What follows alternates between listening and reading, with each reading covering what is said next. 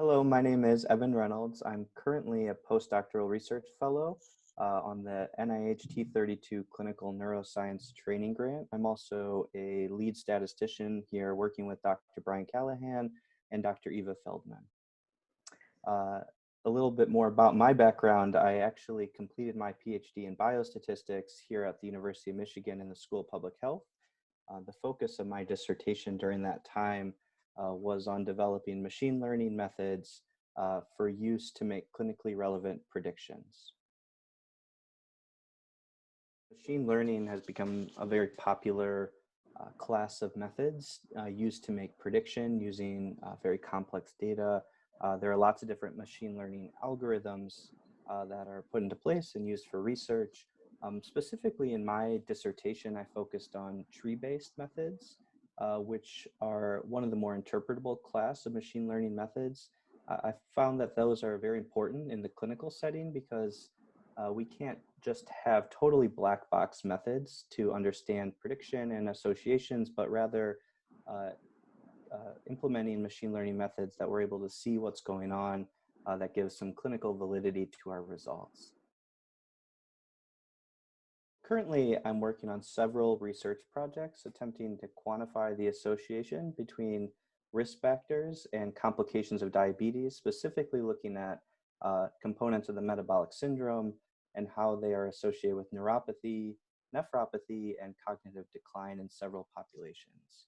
And so biostatistics and statistics is really at the key center of all the research we do because statistics allows us to understand if the findings we have in our research data are those beyond random chance. So they allow us to find whether these are statistically significant findings, which allows us to determine what the results of our studies are. One recent study we've been working on is attempting to assess the longitudinal determinants of diabetic complications in the Pima Indians of Arizona. So this is a really interesting study for me because it involves a very important clinical research question, but also involves complex data that needed a somewhat complex statistical solution. And so what we were attempting to find in this cohort is whether longitudinal patterns of metabolic variables were associated with differential progression of neuropathy, autonomic neuropathy, and nephropathy in this population. And so these patients underwent yearly outcome and metabolic phenotyping.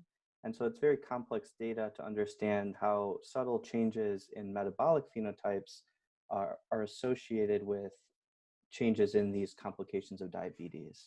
And so what we did was attempted to look at how these trajectories of metabolic variables impact the changes in these outcomes during the follow-up. We actually presented this study at the American Diabetes Association scientific sessions a few weeks ago. And it's a really interesting paper that, for me, keys in on my love for applying complex statistical solutions with a very interesting and prominent research question.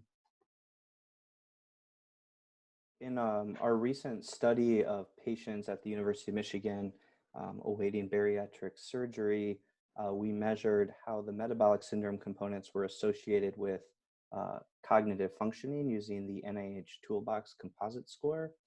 And so far we've just looked at this at baseline, but we found that patients with a higher waist circumference were more likely to have lower cognitive scores after adjusting for many other factors, including age, sex, education, and writing ability.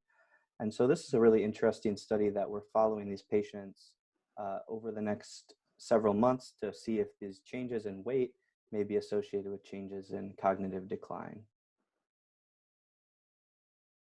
What we haven't dove into yet is a bit more complex data featuring these metabolic variables such as obesity. And so, for example, one thing I'm really interested in is taking a deeper dive from a data point of view at these variables. So rather than just looking at weight at the same time our outcomes are measured, but maybe looking at longitudinal or very long-term versions of weight and how we could understand how early changes in these metabolic variables might impact downstream complications.